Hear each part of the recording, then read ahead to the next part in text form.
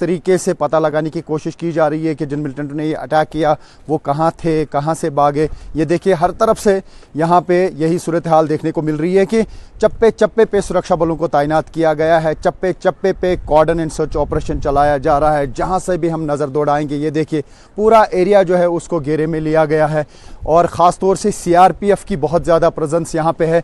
मैं थोड़ा सा आगे जाके आपको दिखाने की कोशिश करूँगा कि क्योंकि पूरी दुनिया की नज़र इसी चीज़ पे है कि क्या मेजर्स लिए जा रहे हैं, किस तरीके के इंतजाम किए जा रहे हैं। ये पूरा पहाड़ी इलाका है, ये देखते हैं आप, ये बेसरन का इलाका है जहाँ पे ये अटैक हुआ और इसके इर्द गिर्द आप देख सकते हैं कि कितना मल्टीलेयर कॉर्डन है, किस तरीके की सर्च ऑपरेशंस चलाई जा रही हैं। कॉर्डन लगातार है और ये आप देख सकते हैं कि क्या है यहाँ पे सूरत हाल। ये पहाड़ी इलाका जो है काफ़ी दुश्वार गुजार एरिया है, लेकिन इसके इर्द गिर्द अब हर तरफ से CRPF और पुलिस को तैनात कर दिया गया है। आर्मी जो है जगह जगह पे यहाँ पे चेक पोस्ट लगा दिए गए हैं। ये आप देख सकते हैं, ये इस वक्त बाहरी प्रेजेंस जो है CRPF की भी है, आर्मी की भी है, पुलिस की भी है। तो यही सब कुछ अभी हमें देखने को मिल रहा है। ये देखिए किस तरीके के इंतजाम यहाँ पे किए जा रहे हैं। यानी कि जहाँ जहाँ पे भी यहाँ हम नज़र दौड़ा रहे हैं वहाँ पे सुरक्षा बलों की प्रेजेंस है, CRPF की प्रेजेंस है। और ये देखिए ये कॉर्डन लगातार यहाँ पे चल रहा है और ये सूरत हाल हम कल से लगातार देख रहे हैं क्योंकि अभी मामले की इन्वेस्टिगेशन की जा रही है और ये पता लगाया जा रहा है कि इन जंगलों में कहाँ पर वो छुपे हैं जिन्होंने ये अटैक किया और आखिर वो कहाँ से आए थे, उनका मंसूबा कहाँ पे बना, इस तरीके से किस ये जो इतनी किलिंग्स की गई वो उसमें कैसे कामयाब हो गए। तो ये सब चीज़ें जो हैं अभी इसकी जांच हो, लेकिन इस बीच जो है सुरक्षा के कड़े इंतज़ाम किए जा रहे हैं। તો આપણે જોયા દ્રશ્યો પહલગામના જ્યાં સર્ચ ઓપરેશન હાથ ધરવામાં આવ્યું છે, સાથે જ ગ્રાઉન્ડ ઝીરો પરથી આજે આપ જોઈ રહ્યા છો દ્રશ્યો ત્યાંના છે, ત્યાં સર્ચ કરવામાં આવી રહ્યું છે। CRPFની ટુકડી છે તે પણ ત્યાં તૈનાત છે, પોલીસનો બંદોબસ્ત છે, સાથે જ આર્મીના જવાનો પણ ત્યાં તાત્કાલિક ત્યાં તમામ જે સર્ચ છે તે કરવામાં આવી રહ્યું છે। આતંક પર જ્યારે પંચ કરવામાં આવ્યું છે, આતંક સામે જે એક્શન લેવામાં આવ્યું છે ત્યારે વાત કરીએ તો રક્ષા મંત્રીની અધ્યક્ષતામાં સર્વપક્ષીય બેઠક મળી હતી અને સાથે જ વાત કરીએ તો બેઠકમાં શામેલ થઈ શકે છે ખડગે અને રાહુલ। આતંકીઓ પર 20 લાખનું ઇનામ જાહેર કરવામાં આવ્યું છે। જે આતંકવાદીઓ છે તેમને શોધવામાં આવી રહ્યા છે અને સાથે જ તેમની પર 20 લાખનું ઇનામ પણ જાહેર કરવામાં આવ્યું છે। સિંધુ જળ કરાર આધારિત અસરથી અટકાવવામાં આવ્યું છે, તાત્કાલિક તેને અટકાવવામાં આવ્યું છે। અટારી પોર્ટ તાત્કાલિક પ્રભાવથી બંધ કરવામાં આવી છે। પાકિસ્તાનીઓના વિઝા તાત્કાલિક અસરથી બંધ કરી દેવામાં આવ્યા છે, સાથે જે પાકિસ્તાની નાગરિકો છે તેમને 48 કલાકનું અલ્ટિમેટમ આપી દેવામાં આવ્યું છે ભારત છોડવા માટેનું। તો આ 5 મોટા નિર્ણયો લેવામાં આવ્યા છે। ગઈકાલની જે CCSની બેઠક મળી હતી, આ બેઠકમાં જે કડક વલણ અપનાવવામાં આવ્યું છે પાકિસ્તાન સામે ભારત સરકાર તરફથી। તો જમ્મુ કાશ્મીરના પહલગામમાં થયેલા આતંકી હુમલામાં મૃત્યુ પામેલ 3 ગુજરાતીના આજે અંતિમ સંસ્કાર સુરતના શૈલેષભાઈ કળથિયાની અંતિમ વિધિ કરવામાં આવી રહી છે। પરિવારજનોનું હૈયાફાટ રુદન જોવા મળ્યું છે। 4 બહેનોએ એકના એક ભાઈને ગુમાવ્યો છે। ગઈકાલે વિમાન મારફતે શૈલેષભાઈના મૃતદેહને સુરત લવાયો હતો। उसकी हैसियत के हिसाब से जवाब नहीं दिया जाएगा कि जो काम उसने किया है वो आइंदा ना करने पाए, तब तक सुकून नहीं मिलेगा।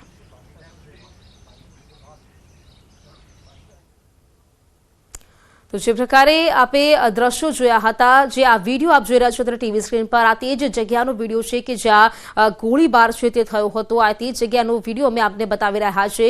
સાથે જ વાત કરીએ જે ગુજરાતીઓના મોત થયા છે, 3 જેટલા ગુજરાતીના મોત થયા, જેમાં એક વ્યક્તિ સુરતના હતા। તેમના મૃતદેહને સુરત ખાતે લાવવામાં આવ્યો હતો। રાત્રિ દરમિયાન મૃતદેહ સ્મીમેર હોસ્પિટલના કોલ્ડ સ્ટોરેજમાં રાખવામાં આવ્યો। તો મારી સાથે તે સ્થળ પરથી જ કીર્તેશ જોડાયેલા છે, અમારા સંવાદદાતા। તેમની પાસેથી વધુ માહિતી મેળવીશું, કેવી સ્થિતિ છે તે જાણવાનો પ્રયત્ન કરીશું। કીર્તેશ, વાત કરીએ ભાવનગરના, લગભગ ભાવનગરના 2 વ્યક્તિઓ હતા, સુરતના એક વ્યક્તિ હતા જેમના મોત થયા છે। અત્યારે તેમનું જે અંતિમ વિધિ છે તે પણ કરવા માટે અંતિમ યાત્રા કાઢવામાં આવી છે। સાથે જ વાત કરીએ તો અત્યારે જે વાત કરીએ તો તમામ લોકો પણ ત્યાં પહોંચ્યા છે, મોટી સંખ્યામાં લોકો ત્યાં પહોંચી રહ્યા છે। કેવો જે સ્થિતિ આપ જોઈ રહ્યા છો ત્યાં?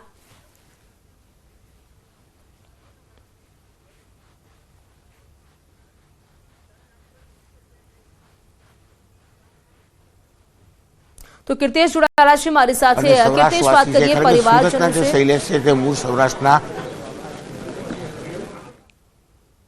જી કીર્તિશ.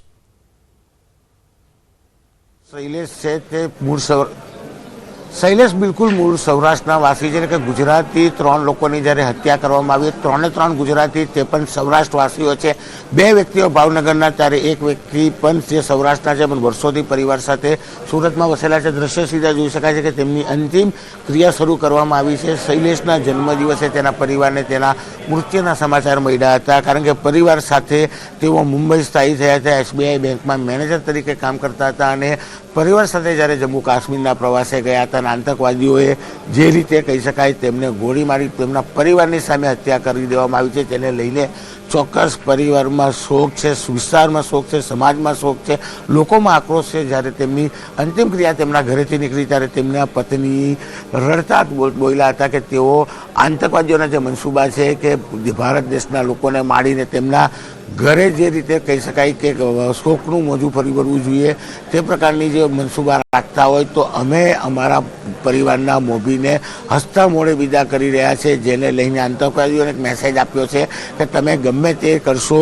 પણ કહી શકાય કે તેઓ હસતા મોઢે જ રહેશે. એટલે કે તમે ભારત દેશના લોકોને મારીને જો કદાચ લોકોને રડાવવા માંગતા હોય તો તેઓ રડવા તૈયાર નથી. ત્યારે શૈલેષની પત્નીએ સરકાર ઉપર ગંભીર આક્ષેપો કર્યા હતા, આર્મી ઉપર આક્ષેપો કર્યા હતા કે જે જગ્યા પર બનાવ બન્યો ત્યાં આર્મી પહોંચવામાં નિષ્ફળ રહી હતી, આર્મી તેમની સાથે દુર્વ્યવહાર કર્યો હતો અને જો કદાચ શૈલેષને સારવાર મળી હોત તો ચોક્કસ તેમનો જીવ બચી જાય, કારણ કે આર્મી પર ઘણા બધા આક્ષેપો થયા છે. ખાસ કરીને ગુજરાતના ગૃહમંત્રી હર્ષ સંઘવી પહોંચ્યા હતા, ખાસ કરીને CR પાટીલ પ્રદેશ અધ્યક્ષ અને કેન્દ્રીય કેબિનેટ મંત્રી જળસંચય પહોંચ્યા હતા, સુરત ભાજપના પ્રમુખ પહોંચ્યા હતા, તમામ ધારાસભ્ય પહોંચ્યા હતા. ત્યારે શૈલેષભાઈના પત્ની દ્વારા ન્યાયની માંગણી કરવામાં આવી હતી. તેમના ઘરે જે ઘટના બની છે તેવું કોઈ ગુજરાતીના ઘરે ઘટના ના બને તે માટે તેઓએ સરકારને ન્યાય માટેની અપીલ કરી છે અને જે આતંકવાદીઓ છે તેમને કડકમાં કડક સજા થાય તેવી હાકલ પણ કરી હતી. એટલે ચોક્કસ કહી શકાય કે એક બાજુ સુરતમાં શોક છે, લોકોમાં આક્રોશ છે, ત્યારે બીજી બાજુ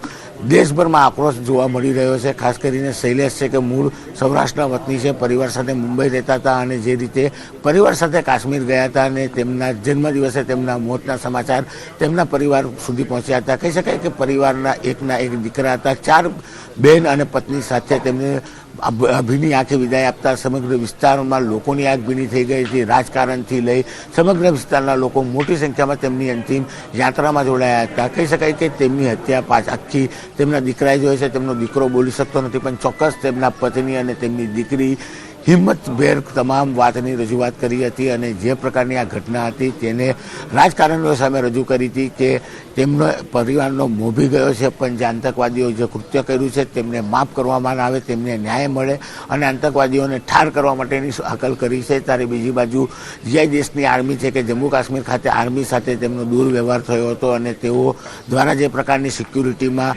ક્ષતિઓ જ હતી તેનાથી પણ શૈલેષભાઈના પત્નીએ જે આવેલા રાજકારણીઓ હતો તેમને અવગત કરાવ્યા હતા અને આ મેસેજ દેશના વડાપ્રધાન સુધી પહોંચાડવા માટેનો એક પ્રયાસ મીડિયા મારફતે પણ કર્યો છે. કીર્તિશ, ખરેખર એક પરિવાર પર દુઃખનો આભ ફાટી પડ્યો હોય તેવી પ્રકારની આ ઘટના કહી શકાય. પરિવારનું જે મોભી છે તેમણે તે ગુમાવ્યો છે, પત્નીનું એક તરફ હૈયાફાટ રુદન જોવા મળી રહ્યું છે અને જે પ્રકારે તેમના પત્ની જણાવી રહ્યા છે કે જે સમય દરમિયાન તે આતંકવાદી તેમની પર ગોળી વરસાવી હતી તે સમય દરમિયાન તે આતંકવાદી ત્યાંથી હટ્યો નહીં જ્યાં સુધી તેમનો જીવ ન ગયો. એટલે કે કેટલી નિર્દયતા આતંકવાદમાં ભરેલી છે તે કહી શકાય.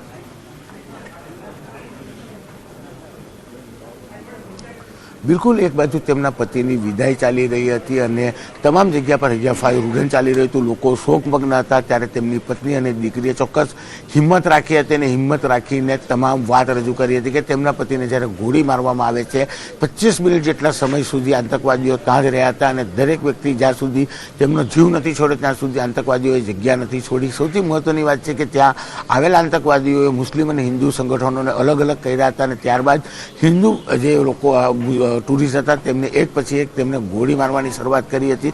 ચોક્કસ ગુજરાતમાં 3 લોકોના મૃત્યુ થયા છે અને 3 સૌરાષ્ટ્રના છે. એટલે કે સુરતની વાત કરીએ પણ સૌથી વધારે શોકનું મોજું સૌરાષ્ટ્રમાં જોવા મળી રહ્યું છે, કારણ કે શૈલેષભાઈ છે તે મૂળ અમરેલી જિલ્લાના છે, જ્યારે ભાવનગરમાં પિતા પુત્ર આતંકવાદીઓના ગોળી મારવાથી તેમના મૃત્યુ થયા છે. એટલે કે ચોક્કસ સૌરાષ્ટ્રમાં સૌથી વધારે શોકની લાગણી જોવા મળી રહી છે, લોકોમાં આક્રોશ જોવા મળી રહ્યો છે. જે રીતે શૈલેષભાઈના પત્નીએ સમગ્ર આપવીતી કહી હતી કે ત્યાં આતંકવાદીઓ આવ્યા, લોકોને અલગ કર્યા, ત્યારબાદ તેમને ગોળી મારી 25 મિનિટ સુધી તેઓ ત્યાં રોકાયા જ્યાં સુધી, જે લોકોને ગોળી મારી તેમના જીવ નથી ગયા ત્યાં સુધી તેઓ હલ્યા નથી.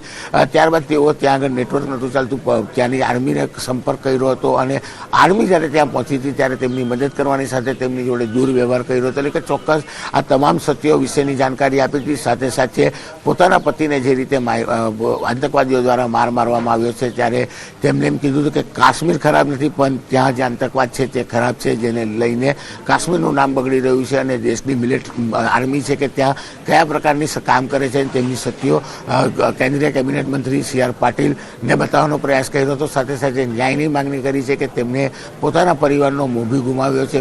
વૃદ્ધ માતા પિતા, પત્ની, 2 બાળકો અને 4 બહેનો વતી એક જ ભાઈ હતો. આ તમામ બહેનોએ ભીની આંખે પોતાના ભાઈને વિદાય આપી છે અને જે પ્રકારે પરિવારમાં શોક હતો અને શોક સાથે આક્રોશ પણ જોવા મળ્યો. બિલકુલ કીર્તેશ, આપ જોડાયેલા રહેજો અમારી સાથે. ભાવનગરથી અમારા સંવાદદાતા ગૌતમ પણ જોડાયેલા છે. ગૌતમ પાસે જઈશું, તેમની પાસેથી જે માહિતી છે તે લઈશું.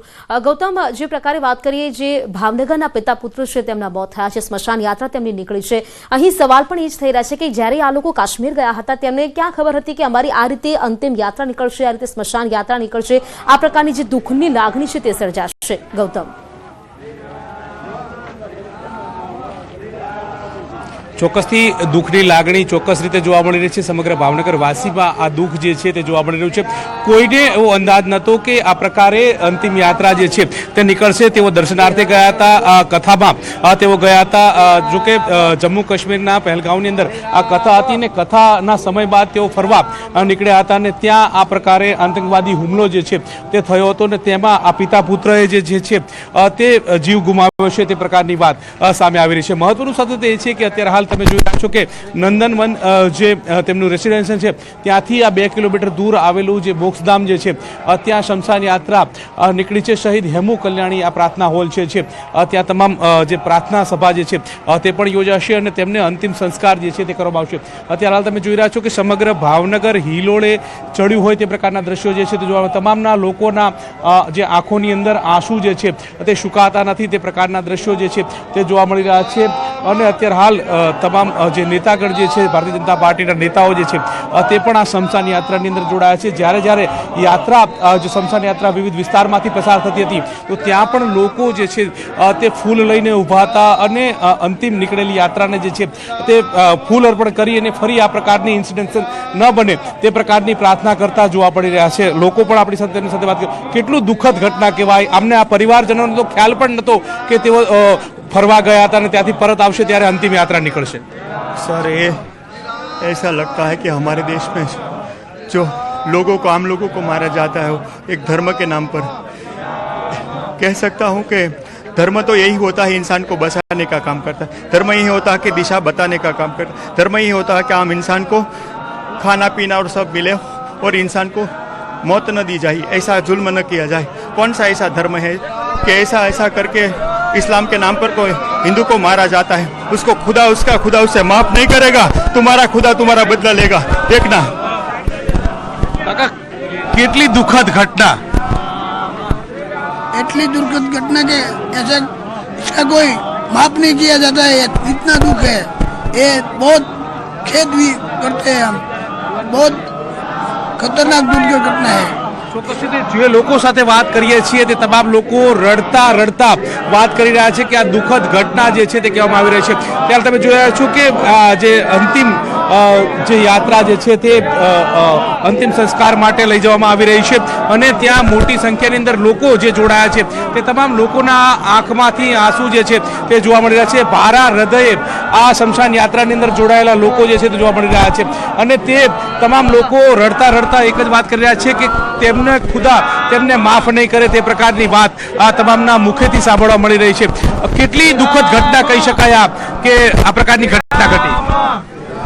ચોક્કસથી તો તમે જોઈ રહ્યા છો કેટલી દુઃખદ ઘટના, ખૂબ જ દુઃખદ ઘટના છે અને દેશની અંદર આ ઘટના દરેકનું હૃદય કંપાવી દે તેવી દુઃખદ ઘટના છે અને આવી ઘટના ફરીવાર ન થાય એની માટે તમામ કડકમાં કડક કાર્યવાહી કરવી જોઈએ.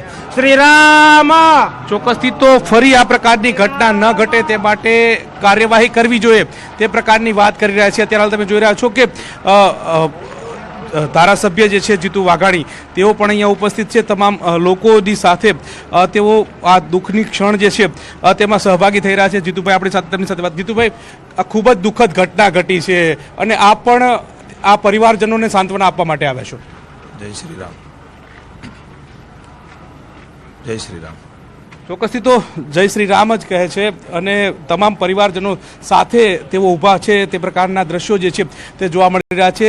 ભાવનગરના તમામ જે ભારતીય જનતા પાર્ટીના કાર્યકર્તાઓ જે છે તેઓ પણ જોવા મળી રહ્યા છે. ખુદ ધારાસભ્ય સેજલબેન જે છે તે પણ સ્મશાન યાત્રાની અંદર અહીંયા આવ્યા છે અને તેઓ પણ આ દુઃખની લાગણીમાં સહભાગી જે છે તે થઈ રહ્યા છે. આ પ્રકારના દ્રશ્યો જે છે તે ભાવનગરની અંદરથી જોવા મળી રહ્યા છે.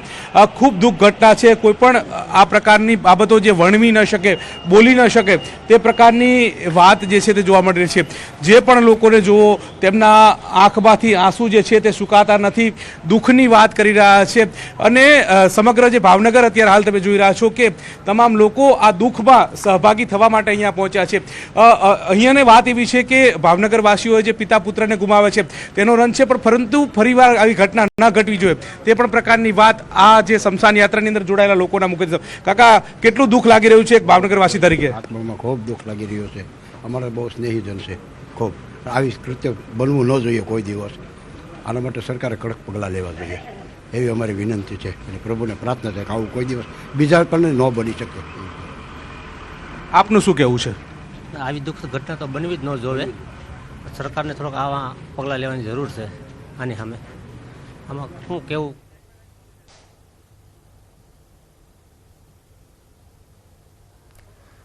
તો અત્યારે આપે જે દ્રશ્યો જોયા, ભાવનગરના જે પિતા પુત્રના મોત થયા છે તેમની અંતિમ વિધિ છે તે કાઢવામાં આવી છે. લોકોના મોઢામાં શબ્દો નથી કહેવા માટે, કારણ કે તે પ્રકારનું જે તે લોકોમાં દુઃખ જોવા મળી રહ્યું છે તેના કારણે તે લોકો બોલી પણ શકતા નથી. સમાચારોમાં રોકાઈશું એક બ્રેક માટે અને સમાચાર આ બ્રેક બાદ.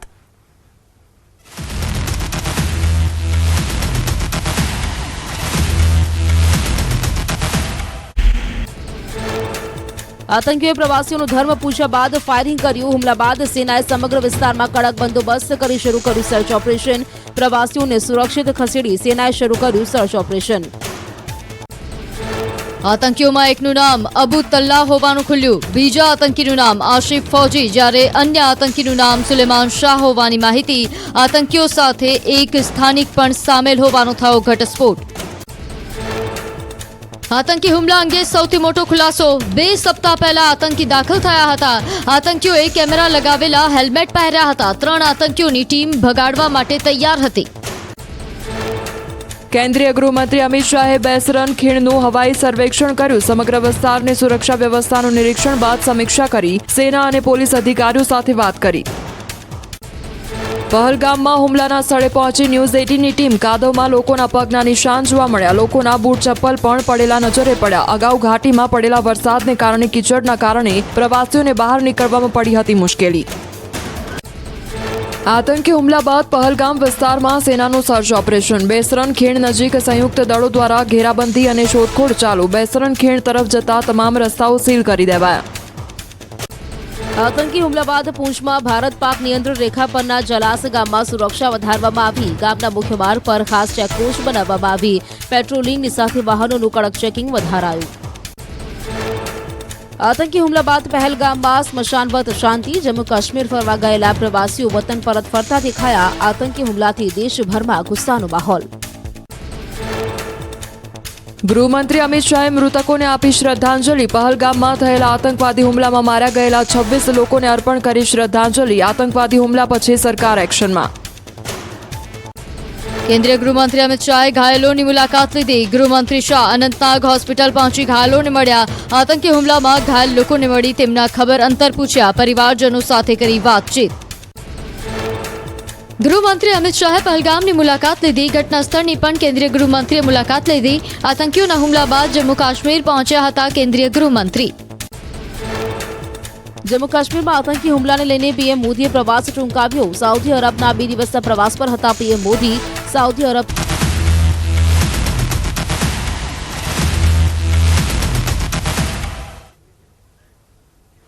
બ્રેક બાદ ફરી આપનું સ્વાગત છે.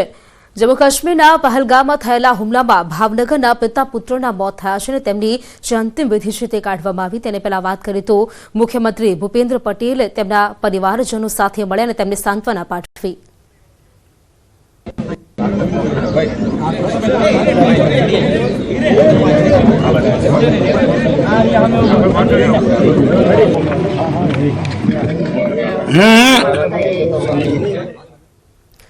તો મુખ્યમંત્રી ભૂપેન્દ્ર પટેલ તેઓ ભાવનગર ખાતે પહોંચ્યા અને જે પિતા પુત્રના મોત થયા છે તેમના પરિવારજનો સાથે તેઓ મળ્યા છે, તેમની સાથે મુલાકાત કરી છે, તેમણે સાંત્વના પાઠવી છે આ પરિવારને. કારણ કે ખૂબ જ આ દુઃખની ઘડી તે લોકો જ્યારે જમ્મુ કાશ્મીર જઈ રહ્યા હતા તેમને શું ખબર હતી કે જ્યારે પરત તે લોકો નહીં આવે પરંતુ તેમના મૃતદેહ આવશે. તે પિતા પુત્રના મોતથી સમગ્ર ભાવનગર જાણે શોકમગ્ન બન્યું હોય તેવું લાગી રહ્યું છે. કારણ કે મોટી સંખ્યામાં તેમની અંતિમ યાત્રામાં પણ લોકો જોડાયા છે, અંતિમ વિધિ કરવામાં આવી રહી છે તેમાં પણ લોકો જોડાયા છે. અહીં મુખ્યમંત્રી ભૂપેન્દ્ર પટેલ પણ પહોંચ્યા અને તેમણે પરિવાર સાથે મુલાકાત કરી. મૃતકોના જે પરિવારજનો છે તેમની સાથે તેમણે મુલાકાત કરી, તેમને સાંત્વના પાઠવી છે. આ એક એક આંસુનો હિસાબ આપવામાં આવશે તેવું પણ તેમણે જણાવ્યું છે. તો આ મામલે પ્રત્યક્ષદર્શીઓનું શું કહેવું છે આવો આપણે સાંભળીએ. જે હુમલો થયો હતો ને તેમાં જે પિતા પુત્ર ને મોતને વાલું થયું છે તેમના પરિવારજનો આપણી સાથે, તેમની સાથે વાત કરીશું. કાકા, તમે ક્યાં હતા? આ ઘટના ક્યારે બની હતી અને તમે આના સાક્ષી હતા? અમે શ્રીનગર કથામાં ગયેલા અને અઢીના સમયે પહેલગામ ઉતરીને તેઓ બધાય દર્શન કરવા અમે પોઈન્ટ ઉપર ઘોડામાંથી ગયેલા. અને મારી ઉંમરના અવસ્થાને કારણે અમે લોકો 5-6 જણા ત્યાં રોકાઈ ગયેલા. ઘોડામાંથી બેસવું ફાવે ન ફાવે બધી એવી રીતે. અને ત્યાં ગયા એટલે અચાનક આ બધા ઊભા હતા. મેં વાત સાંભળી પછી પાછળથી મને જાણવા મળ્યું. મેં મારા આ જે છે જમાઈ છે ગુજરી ગયા છે તે અમારો ભાણિયો એ બધાને સાંભળ્યું અને નજીકમાંથી આવું ફાયરિંગ થયું છે. એક મારા છોકરાનો છોકરો નજીકમાં જ આવો હતો. મારી આ છોકરી એટલે કાજલના ઘરવાળા એ પોતે પણ તેઓ સાથે બાજુમાં જ હતા. પણ સદનસીબે ભગવાને કાંઈક જે છે તે આ બેને ટાર્ગેટ કરીને ઘણાને એને છોડી દીધા. જે કાંઈ ભગવાનની શક્તિ હોય જે થાય. નહીં તો મને એમ છે કે 10-15 જણનો એક તે સમયે આવું બની ગયું હોત. અમારા જ ગ્રુપના માણસો 20 જણનું અમારું હતા. 20 જણ અમારા ફેમિલી સાથે હતા. એમાંથી અમારા ઘણા ખરા તો બધા સાથે જ હતા. 10-12 જણા તો અમારા જ હતા. પણ ભગવાનની મહેરબાનીથી કાંઈક હશે તો ત્યાં એને ટાર્ગેટ ન કરી શક્યા અને તેઓ ભાગાભાગી કરી અને દોડતા તો કાદવ કિચડમાં પડતા અને એવું સમય હતો આવતા રહ્યા અને એવું બધું થયું ભાઈ સાહેબ. પછી તો હેલિકોપ્ટરો અને એ બધી મિલિટરીની સેવાઓ એકબીજા કામે લાગી ગયેલી. પણ આની આગળ તો શું થાય ભાઈ સાહેબ, એવું થયેલું ભાઈ. ભગવાન સૌને શાંતિ આપે. અને એક કેટલો આક્રંદ હતો ત્યાં? કારણ કે 26થી વધારે લોકોનો જીવ જે છે તે આતંકવાદીએ લઈ લીધો. હવે એવું તો આપણે બહુ ડીપમાં નથી ખબર કેવી રીતે થયું, શું હશે ખબર મને. પણ મને એટલી ખબર પડે કે આપણા ગુજરાતમાં આપણા અધિકારીઓ, આપણા કાર્યકરો અને આપણા જે સરકારી માણસોની જે સેવા છે સાહેબ, એ હું જિંદગીભર ન ભૂલી શકું. એને આપણે પળે અમને સાંભળ્યા છે. અને જ્યારે સમય ચાલુ ફોન કરીને કાંઈ તકલીફ સમજાશો તો મને ઘરે પહોંચવાની અમારી જવાબદારી છે. અમે બધું સંપૂર્ણ પૂરું કરશું, ચિંતા નહીં કરશું. અમને એટલી બધી હિંમત આપી અને અમને એમ તો અમે આ પહોંચશો કેવી રીતે, ક્યાં કાશ્મીર, ક્યાં ભાવનગર, ટ્રેનમાં જગ્યા ન મળે, સામાન બધું કેમ પહોંચાડશો બધાને, એવી ચિંતા હતી. ત્યારે આપણાના અધિકારીઓ, આપણા ગાંધીનગરના બધા માણસોએ અમને ધીરજ આપી અને એટલી બધી સેવા કરી આપણી માણસોની કે અમને એને ધન્યવાદ આપવો પડશે કે આપણા જે ભારતીયના માણસો. તમે કેટલા લોકો ગયા હતા અને તેમાંથી કેટલા લોકો સુરક્ષિત પરત આવે છે? 20 લોકો અમે ગયા હતા. મારા ફેમિલી, હું પોતે 20 ને ગયો હતો. એમાં મારા જમાઈ ને અમારો ભાણિયો, મારા જમાઈ 2 જણા ગુજર્યા. એક ત્રીજા ભાઈ હતા, એક વિનુભાઈ કરીને ડાભી. એને મારા નાના ભાઈ ઊભેલા અને બાજુમાંથી ગોળી છટકી ગયેલી અહીંથી. તેઓ સુરક્ષિત હતા, છતાં પણ ગોળીનું નામ પડવાથી એને ટ્રીટમેન્ટને એવું આપવા માટે લઈ ગયેલા. અને ધન્યવાદ આપના. આવી ઘટના ફરી ના બને એ માટે તમારું શું કહેવું છે? હું તો એક જ કહું, જ્યાં સુધી માનવના જનજીવનમાં વિચારશ્રેણીમાં અભાવ છે એને દયા લાગણી નહીં હોય. આખા વિશ્વની અંદર દયા લાગણી જ્યાં સુધી નહીં હોય ત્યાં સુધી માનવ જીવનમાં ખતરો.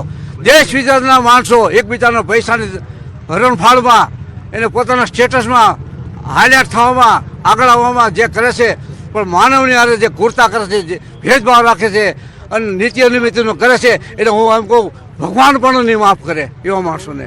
આપણે એકલા તો ભગવાન પણ નહીં માફ કરે, જે ક્રૂરતા દાખવે છે તે પ્રકારની ક્રૂરતા ન દાખવવી જોઈએ તે પ્રકારની વાત આ પરિવારજનો દ્વારા સાંભળવા મળી રહી છે.